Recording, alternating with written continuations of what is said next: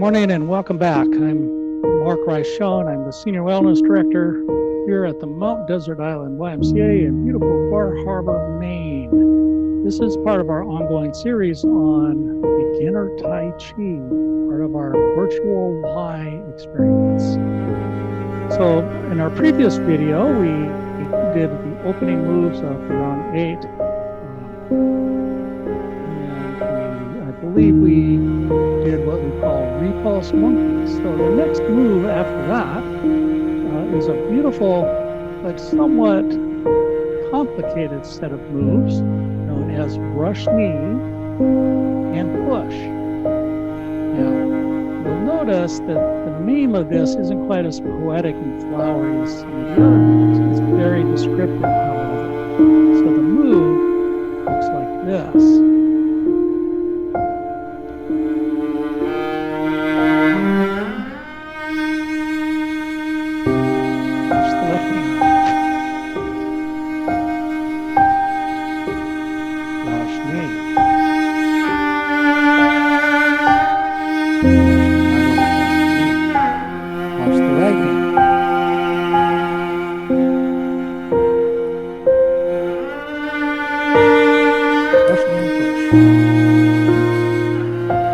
Now, there's something else, and we should take a look at the footwork.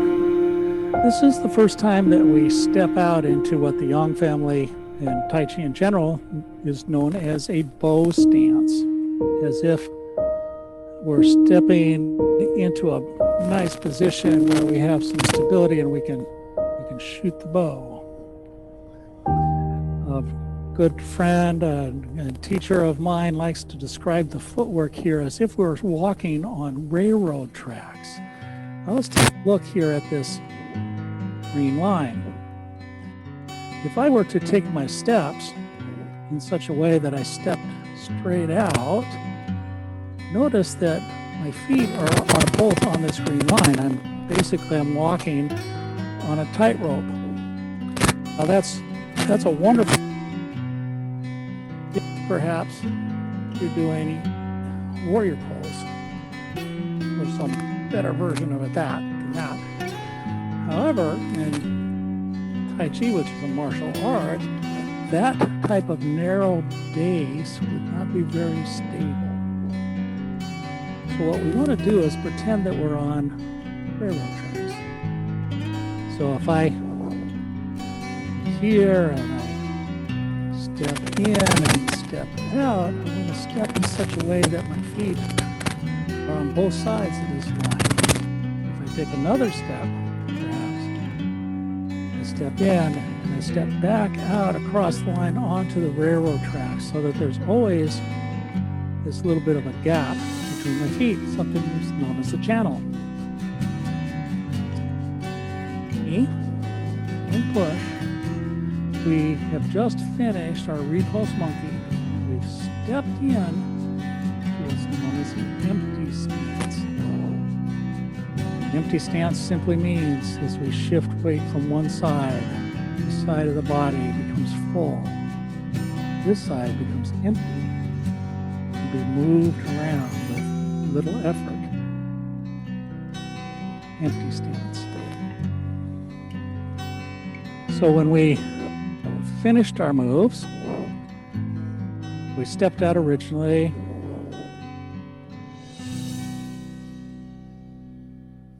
We did our 2 repulse monkeys. Now we swing the arm around as if we're going to be doing another repulse monkey, but we turn to the left, and our hands are going to end up in a position where the right hand has swept out and the left hand just pushes over as if it's pointing towards the middle of the forearm. Now from here, we step out onto our railroad tracks. Heel, foot. Now we're in position to shift weight. As we shift weight, our hips, which are pointing that way, are going to turn. So now they're facing straight away. And that turning of the torso is what brushes that left hand around. The right hand folds in right here past the head and pushes. It's a palm strike. It's a strike. We're pushing and we're settling our weight. About 60-40. Let's do that. I'll do that with a rear view so that you can follow along with me. We'll go right back to the top of this form.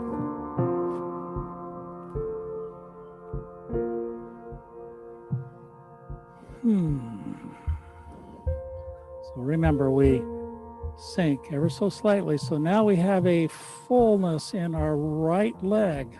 Our left leg is empty, allowing it to simply float out. We shift weight onto it so we're balanced. Our arms gently rise to shoulder height. Elbows sink. We press down. Now turning our waist, our hands come up. One hand's forward, one hand's into the corner. Repulse monkey. Now here is where the hand comes around. It's already in that position, ready for brush knee. We shift our weight and we rotate our body because we're going to be stepping to the left. Here's our empty step. Left hand comes over, points at that forearm. We step out, diagonal, or forward and out, or circle, however you want to think about doing it. But we go out there so we have space. Shift our weight, brush, knee, push. Very nice. Do that one more time. Now I mentioned in going through it, heel, ball of foot. The foot is still empty here. Only when we have surety that our foot is on the ground do we shift our weight and do the turns so that we're rooted in the ground as we deliver force or as we deflect force. We want that rootedness. All right, from the beginning.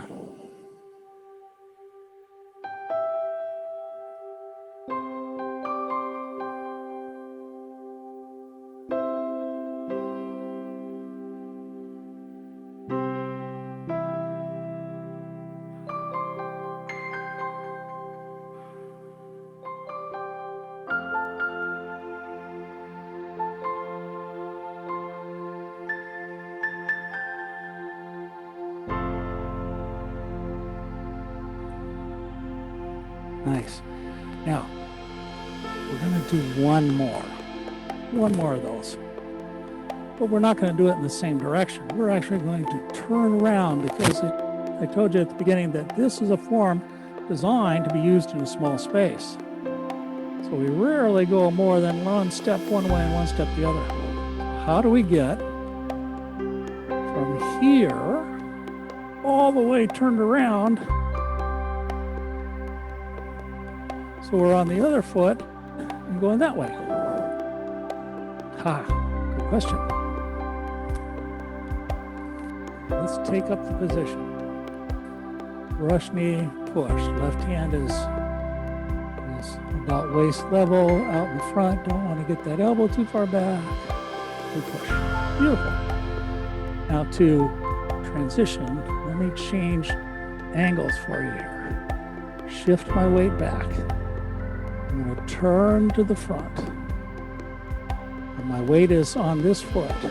This foot rotates with my body. My left hand comes up into position. I shift my weight back. There's my empty step. Now my left hand will be the pushing hand. My right hand will be the brush. Stepping out, brush, push. Got it? Let's try it again. I'll do it. We'll do it the regular way, okay? Let's, in fact, let's take our first one was a brush knee and a push facing to the left side of the room. Shift weight back onto that right foot. Left hand travels up as we rotate to the front. Right hand just kind of floats over into place. We have an empty step. You feel it? You're rooted in that left leg. The right leg's ready to step. Steps out. Heel. Ball of foot's in place. Good. Check mark, check mark, check mark. Ready, go. Of course, the goal is those check marks become subconscious so that we can just flow with easy movements right from one to the other. Let's take it from the top.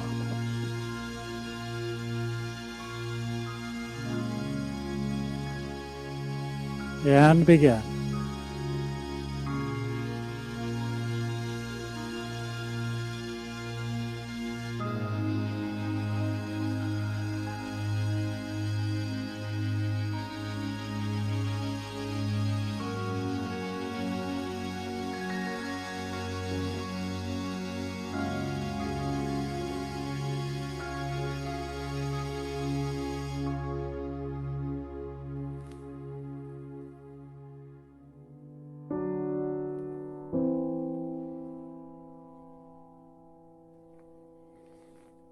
Very nice.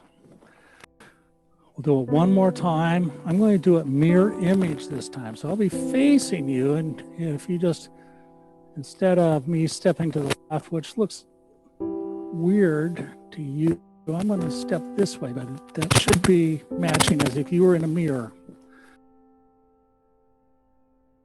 You step that way, I do too. All right, so the opening movements in the Yang 8. This is mirror image.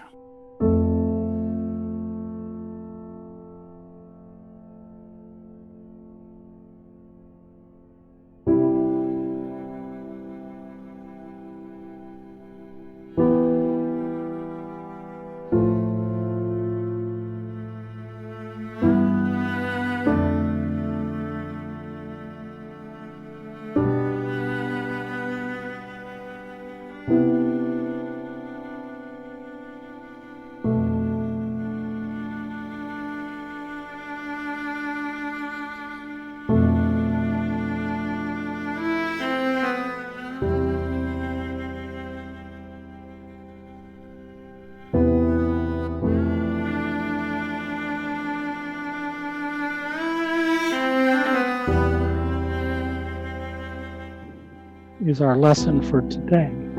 Now, I just recorded earlier a front view and a back view of the entire. As you practice these lessons, if you want to see it from start to finish without all the chit chat and breaking down the moves, you just want to practice with somebody doing the moves. Look for the front view or back view of the Yang 8. Again, I'm Mark Reichel, Mount Desert Island YMCA Virtual Y. Thank you. We'll see you next time.